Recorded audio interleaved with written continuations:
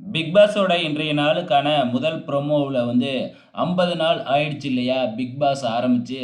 இந்த 50 நாள் வரைக்கும் எப்படி தான் இந்த கண்டஸ்டன்ட்ஸ் தாங்குனாங்க, எலிமினேட் ஆகாம தங்கி இருக்கிறாங்க அப்படிங்கிற மாதிரி யார நினைக்கிறீங்க? அப்படின்னு நம்ம விஜய் சேதுபதி உள்ளார இருக்கிறவங்க கிட்ட கேட்குறாங்க.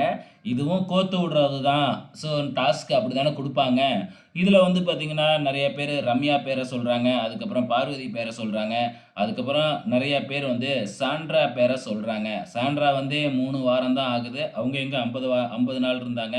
அவங்க இருந்ததே வந்து பார்த்தீங்கன்னா, 20, 21 நாள் தானே ஆயிருக்கு.